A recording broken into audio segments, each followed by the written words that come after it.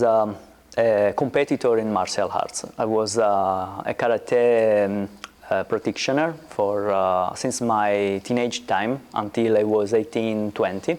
And in that time, when I was 18, I started to practice yoga. What was the meaning? Because I just wanted to improve my performance in karate. So I noticed that yoga was helping a lot to improve whatever you wanted to do. You wanted to be more concentrated, practice yoga. You wanted to do more flexible or strong or whatever, practice yoga will help.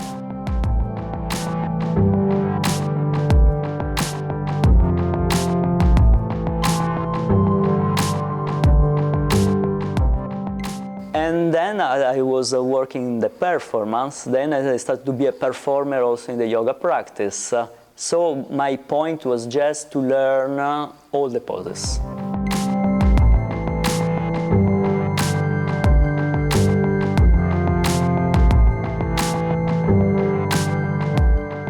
We have the tendency, now it's so glamour to be a yoga teacher. And everyone wants to be a yoga teacher, but invest as less as possible time in that. Actually, it's the opposite. Everyone cannot be a yoga teacher because you need some skill about everything. It's like I want to become a musician and then going to play in the Carnegie Hall with a violin if I don't have the skill. And the violin player is not someone that is playing 200 hours and then is going to perform. How much commitment is there? How much sacrifice is there? To be very good in something, there is no shortcut.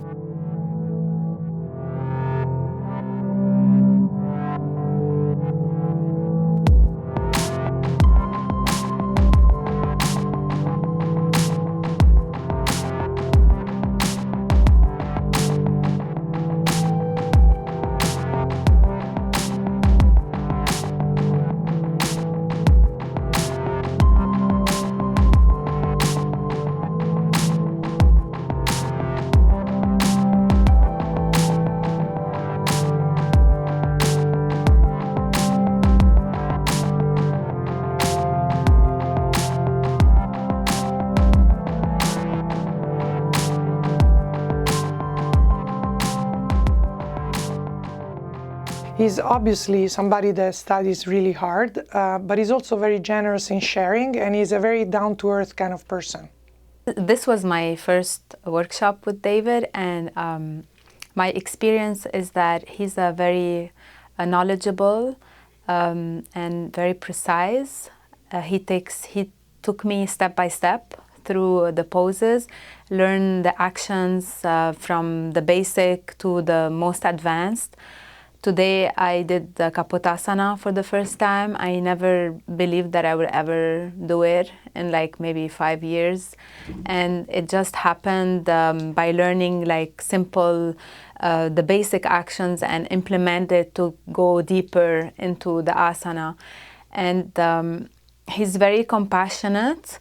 And I found that he was taking care of everybody's injuries and concern. And it's just that his ability to be able to pay attention to everybody in the room. What Guruji was saying is first you should be able to demonstrate by your body. So first of all, before to be a teacher, you should be a practitioner. It never stopped to say, I am not a yoga teacher, I am practitioner of yoga. First of all, you should be that. So you shouldn't just remember the instructions, you should live the instruction, you should feel the instruction. And then they are going out from you, and then this kind of action, if you are saying they are very effective. If you are just repeating as a memory, as a parrot, the action that you heard by some other teacher, it's not effective, doesn't work. Open the elbows, and now pull the thigh, the knee, and the ankle in the direction of your left shoulder, keeping Dandasana foot. Pull, pull, shoulders away from the ears. So once you feel that this range is increased, then resist with the right elbow against the thigh. So the right thigh can move away from your shoulder. The verbal instruction, the fine, refined verbal instruction should be absolutely supported by very good demonstration. So your body should speak and your words should just reinforce. You will place the brick behind and the other hand is going to resist against the opposite knee. So inhale, as we did before, stay, and actually there is the resistance already between elbow and knee, and now look under the inhalation what happened to the front side of the chest. Can you see it's lifting? And now look now under the exhalation, this point. It's super clear. His instruction it's spot on. It's not so many words, it's very visual, so it's very, very easy to learn. What doesn't matter like what stage you're at, whether like you're a beginner or advanced, you can follow along every single instruction and just you can watch it, you can visually see it when he demonstrates it and when he demonstrates it on other people. So it's perfect for everybody.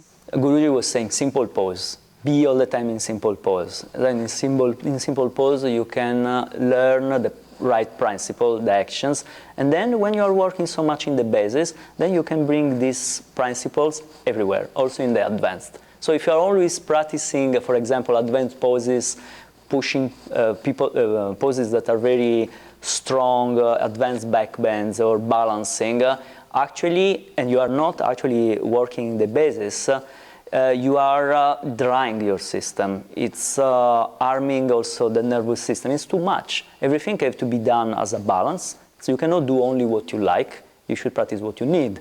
So it means that everything has to be under balance. And it's very important to go back every week in the basic things. And if it's possible, to start every practice with some basic. And then that basic you are bringing wherever you want to arrive in that day. Direction is very important because the direction is part of alignment. For example, in Trikonasana, the direction is if you are resisting the heel on the floor and then also the calf is going in the direction of the heel, as an answer, connection of that, you find out that your femur is moving in the direction of the hip socket. The hip socket is going in the direction of the other leg. So because that, you can elongate more the lower side of that chest. And that is like in the physics. There is the arrow that is giving the direction of the strength, the power, that is going in some particular direction. So it's an arrow from here to here, and then from here to here. So it's very important to understand what is the direction created by the actions. My knee is dropping this way. What happens if my knee is dropping this way? The gravity is pulling me down, and it's kind of breaking the flowing of the energy that action were giving me in the start. If I'm not overextending, and then I'm lifting my muscle because the heel is resisting down, the calf is going down, but from this point is lifting up. So in this way, the gravity in the knee point is not dropping me down, and then I can feel the flow, the direction from the heel that is going down, the knee and the thigh is going in the direction of the hip. If I are keeping this condition, I can feel also that my femur is going to the hip socket. So you can feel that the hip is going in the other direction, and my side of the chest can absolutely extend in the direction of the hand. When it's going down the hand, whatever is the position, if I'm increasing the action in the foot from the calf to the heel and from the knee to the hip, my extension in the side of the chest can be longer and longer. If I'm losing it, look. If I'm creating it, you can see. Look at the position of my foot.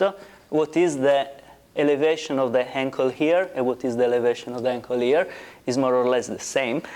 But if I'm overextending the knee, what happened? Look my ankle now. Look, can you see? There is overextension. The overextension is always connected to the dropping in one side. There is not more the same high anymore in the ankle and inside outside. If I'm keeping this condition, I'm going to the side, I'm going to arming my knee and my hip. So the principle of alignment, the direction is not respected anymore. So first of all, stabilize the root from the calf to the heel, and then as answer, this is going up. Look here, when I'm going to the side. But if I'm dropping it, so it's absolutely important to keep this principle. You should find a condition that you are strong and flexible in the same time. So you should work in such a way that you are not overextending, you are just creating the right extension. This extension should anyways keep some stability. He has a unique way of presenting really advanced poses so that they become attainable no matter your level. Now, I've been practicing for 20 years, but I'm also known to be a stiffy. So some of the poses that I see him perform are kind of out of my reach.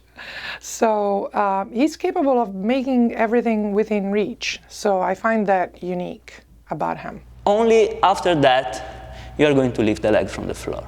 The pose can be done also just creating the actions and without to lift the straight leg from the floor. It was often said by Gitaji and by Guruji, people are coming to the institute and then they want just to start with pranayama. And then they were saying it's not possible. First you should practice asana, and then when you have some confidence with the body, then after 1 year at least, then you can face pranayama. Inhale, stay, exhale, do a little bit more. Once you feel that you need to stop, stop, or once you feel that the brick is there, stop, and then just try to continue to move from the outer border of the right foot to the hip, and pull with the left hand to the left, and turn from the navel to the chest, more and more in the direction of the left. Okay, now inhale, move the right femur still into the hip socket, and pull the left hand, and move up your legs. If you're not exhaling deeply, the twist cannot happen. So the action is very important, but in particular in the twist, if you are not using the exhalation, you cannot release the tension, and the twist cannot going on at all.